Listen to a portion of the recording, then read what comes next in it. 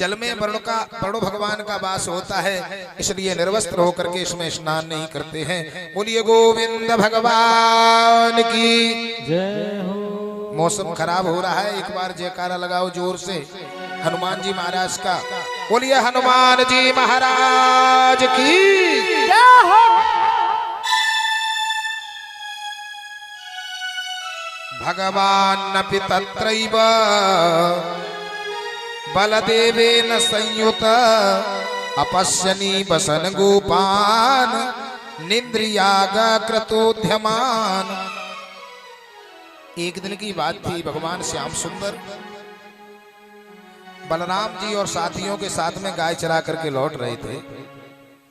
जैसे ही गोकुल गांव के बाहर आए, महाराज घर घर में पूरी पकवान मिठाई बन रहा था। बंधुओं, ब्रजमंडल का एक नियम है,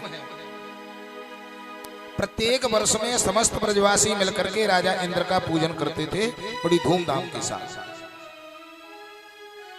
जब ये भगवान श्याम सुंदर घर लौट करके आए तो मैया से पूछा, मैया ये घर घर में मिठाई पूरी पकवान क्यों बनाए जा रहे हैं?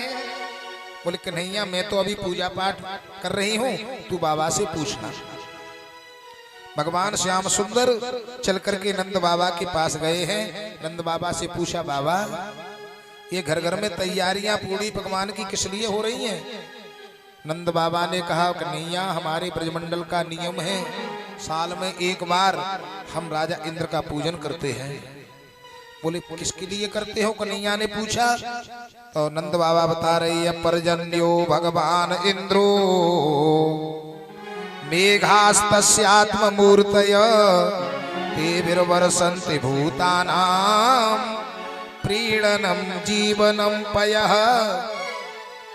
नंद बाबा ने कहा, कन्हैया जब हम समस्त ब्रजवासी मिलकर के राजा इंद्र का पूजन करते हैं ना, तो वो प्रसन्न होकर के जल बरसाते हैं, और जो जल बरसता है ना उसके द्वारा हमारे खेतों में अन्न पैदा होता है और जंगल में घास, इसलिए हमारी गायें उसको चर करके हमें दूध देती हैं और हम हष्ट पुष्ट रहते हैं। भगवान कन्हैया ने कहा, बाबा तो इसका मतलब ये है कि इंद्र यदि चाहेगा तो ही पानी बरसेगा। बाबा तुम्हारी ये गलत सोच है। कर्मणा जायते जंतु कर्मणैव विलीयते। बोले मनुष्य का जन्म संसार में अपने अपने कर्म के द्वारा होता है और कर्म के द्वारा ही उसका मरण हो जाता है। कोहु न काहू सुख दुख करी दाता, कोहु न काहू सुख दुख करी दाता, कोहु न काहू सुख दुख करी दाता, कोहु न काहू सुख दुख करी दाता, निज कृत कर्म भोगी सब भ्राता, निज कृत कर्म भोग सब भ्राता, निज कृत कर्म भोगी सब भ्राता, निज कृत कर्म भोग सब भ्राता। कोहु न काहू सुख दुख कर दाता।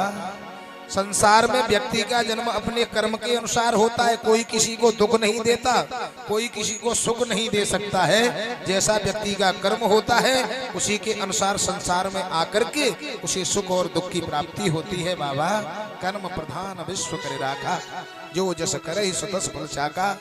कर्म प्रधान है, जो व्यक्ति जैसा करता है उसी के अनुसार उसका फल मिलता है।